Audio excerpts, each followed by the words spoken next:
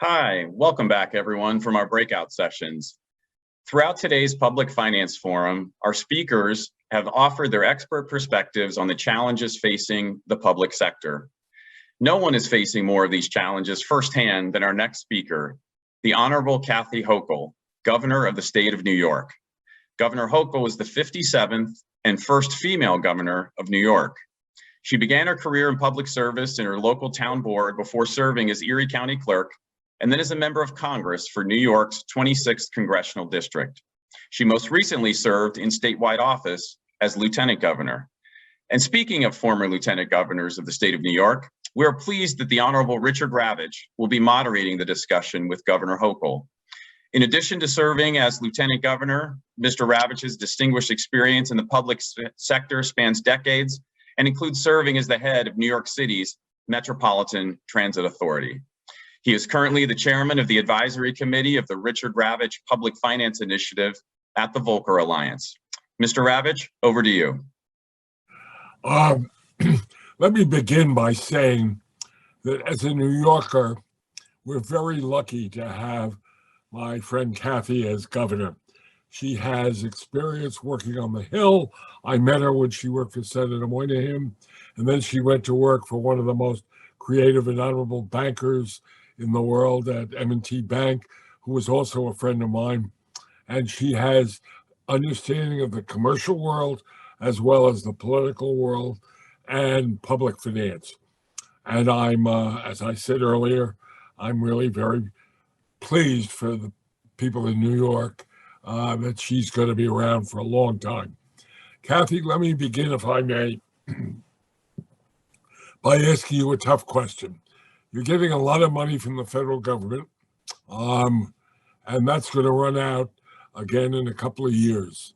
What, if anything, are you doing to prepare for that fiscal cliff, not only for you, but for the cities of this state as well? Well, first of all, thank you. I'll happy to answer the question, but I want to thank you, Dick, for your friendship, your guidance, and you've been guiding New York State and New York City through some turbulent times in the past. So it's great to have you as a resource, drawing on your many years of experience leading the largest metropolitan transit organization, but also your experience in statewide office as well. So we have a lot to do together. What you raised is an important issue because I'm putting together as we speak my first budget. I just completed my first State of the State address 1 week ago. And as I look to the future, I'm drawing upon my own experiences as having managed and balanced 14 municipal budgets in upstate New York, and knowing that it's very important for us to have reserves for rainy days. And no one could have foreseen the scale of this pandemic, that it would go on as long as it has, as we enter the third year, or the impact that it's had on the economy, both short-term and long-term. So in preparation for a possibility that this or another crisis could befall us in the next few years, whether it's an environmental crisis. We have Wall Street here. We want to make sure everything is stable and secure here. I'm putting aside for the first time ever significant reserves that'll be announced in a couple of days. And that'll give everyone the confidence to know that if we have a crisis and the federal government is not able to be there the way they have been, and I thank President Joe Biden for unleashing so much more money to us as well. That was critically important as we talk about how we rebuild in this aftermath. But managing our finances is critically important to me because I have to be able to have the security of knowing it'll be there if we need it. And institutions like the MTA, we can talk a little bit more about that, but also what we're going to do to make sure that those are sustained, not just now, but into the future. So we have significant money from the federal government, but I am not going to commit us to long-term spending. These are intended to be a way to make us whole. For example, the $6.2 billion we received to help the MTA. That's fantastic, but our ridership was down 96% for a long period of time, really hindering our ability to get back on track with our capital plan. So we will, but that's money like that and other money that's there to help in the short-term crisis should not be budgeted to be there in the long term, because I can't have any guarantee it will be. So that's the process we're going through literally as we speak, Dick. Then when I leave here, I'll get back to my budget director to talk about how we can make sure that New York State is on very, very strong financial ground, because it sends a message to everyone else that we will have the resources to manage whatever comes our way, but also be able to take care of the businesses, the industry is hardest hit, and to start rebuilding, start talking about the comeback and how we're going to be a very different, but a better state in the long run. Along those lines, New York has lost a lot of wealthy individuals, in part because of the virus, but also because of the tax rate.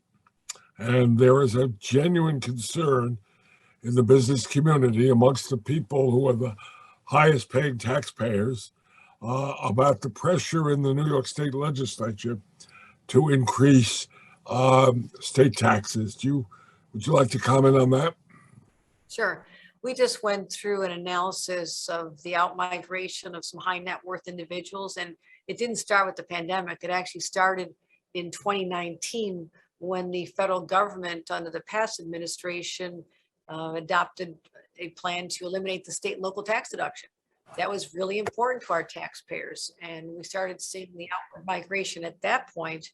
And then coupled with the fact that because of remote work, a lot of people could go to out-of-state vacation homes and start realizing they could still work, as well as you mentioned, the overall tax rates.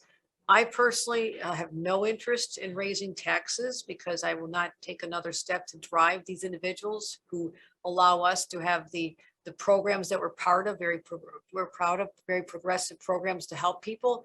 But if we don't have a healthy business environment with individuals who run those businesses, we won't be creating the thousands of jobs that I need to be there for people to work in or else transition to if they've lost their job. So it's a whole ecosystem. I see the whole picture here.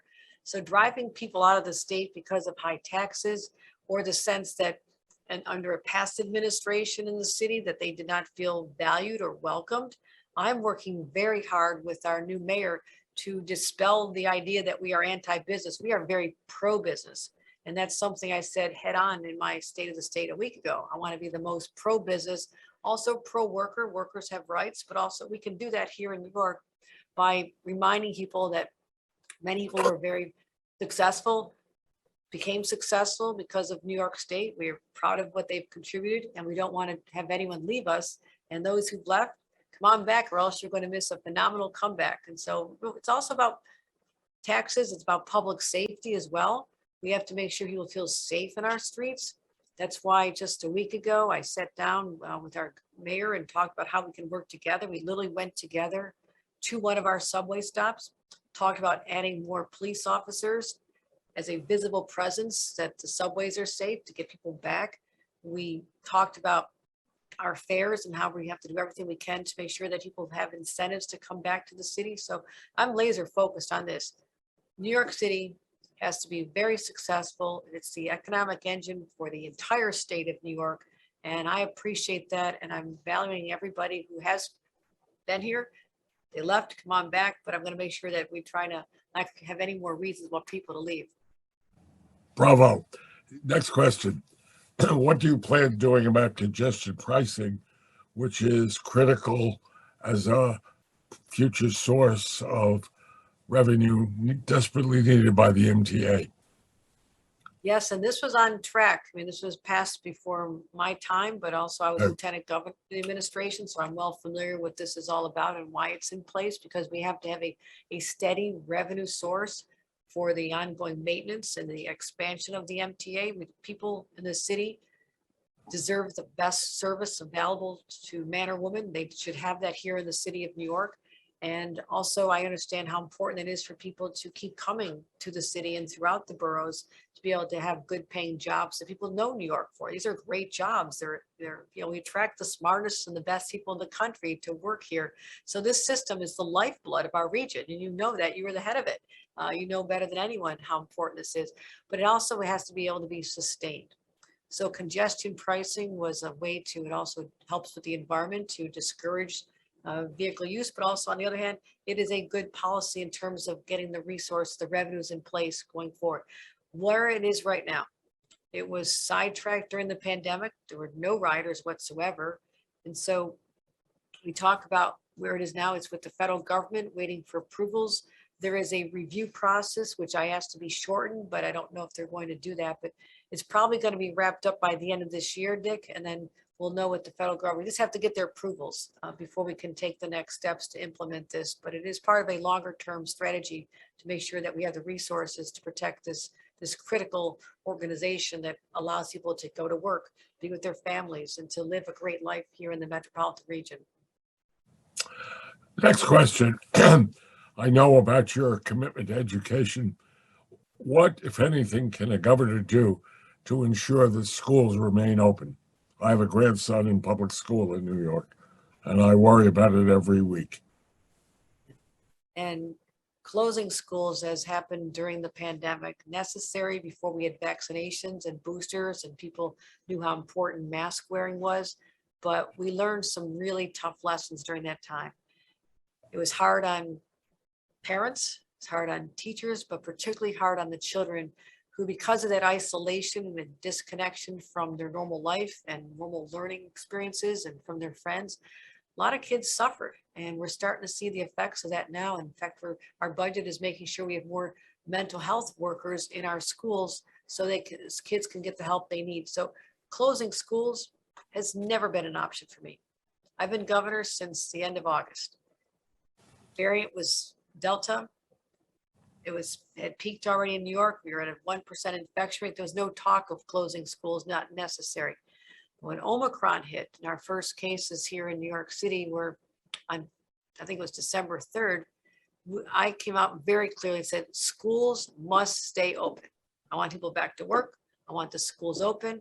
They're safe. I have a mask mandate still in place statewide that every child and teacher has to wear a mask in school.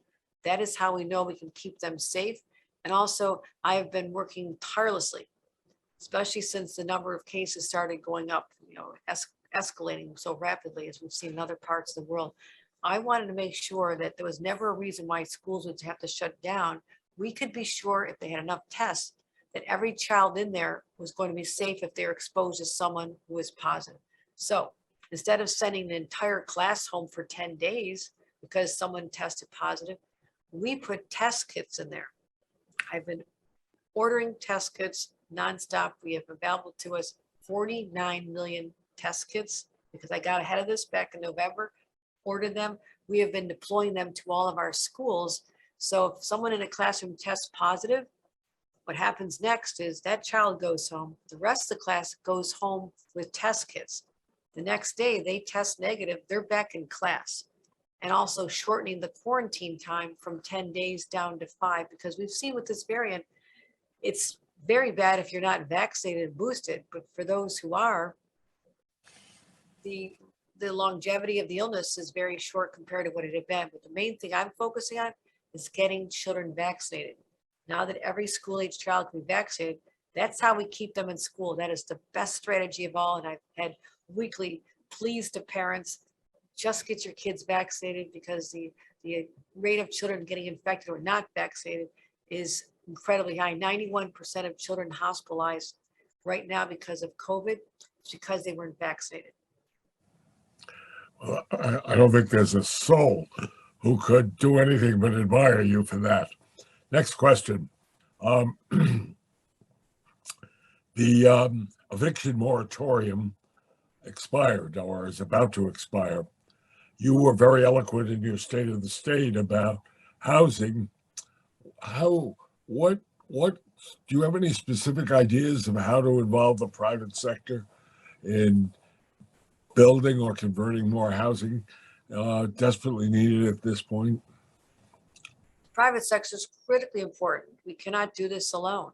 And the eviction moratorium, which lapsed in most of the country in September, we knew that New York City is the epicenter of this pandemic. People had been hit hard longer for a longer period of time, and many jobs hadn't come back, including hospitality, the hotels, the culturals, the plays, the restaurants.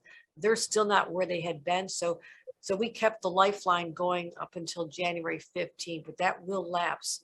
And what we're doing now is talking about the longer term issue, how to create more affordable housing in the New York City, Long Island areas, because it was a problem before the pandemic, but now that we're able to come back and draw people from other parts of the country, we have to have more affordability in our housing stock. So what we're going to do is continue incentives for people to build new housing.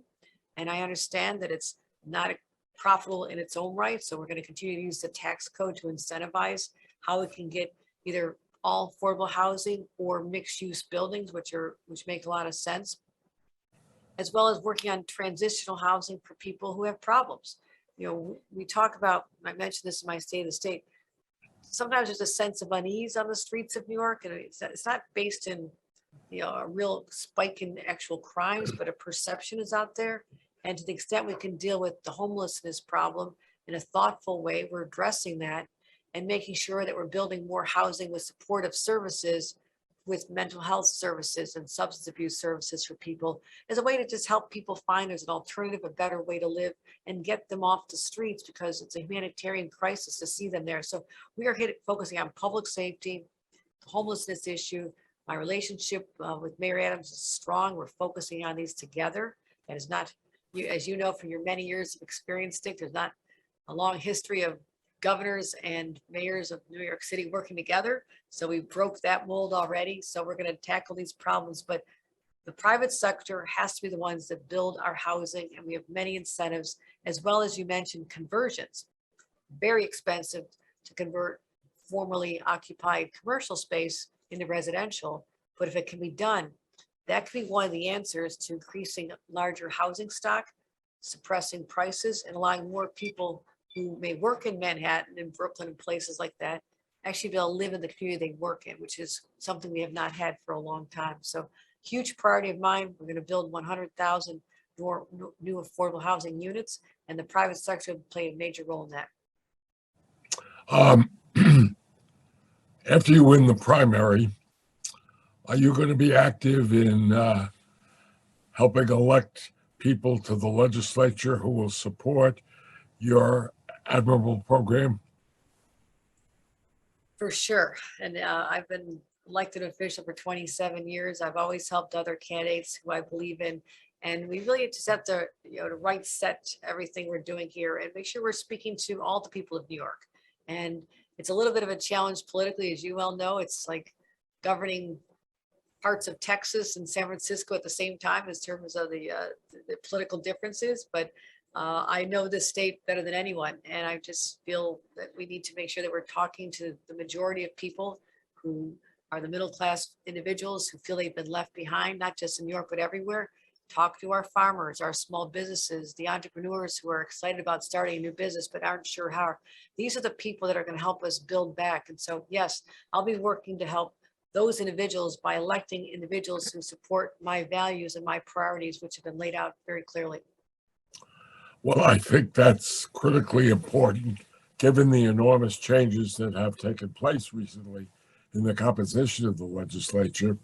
And it's important, particularly after this election, that the Democrats, who I hope will still have a majority, will be fully supportive of your program.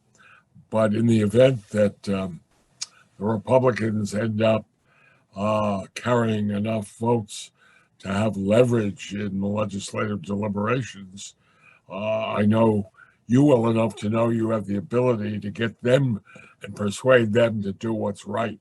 And I think after the the silliness of the gubernatorial election, whatever the result, you will have a very strong mandate to do all the things you're talking about. And nobody, in my judgment, has disputed your goals or your ability to do it. I don't know whether that's appropriate, but I think what is particularly meaningful is that we have a governor who understands fiscal issues, and that's the critical thing. I assume that means I'm to shut up. Is that right?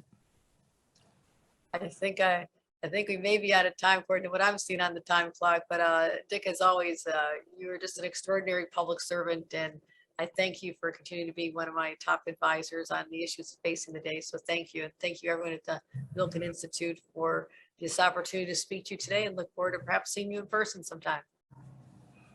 Well, I hope I will see you and stay healthy. Thank you. Thank you very much.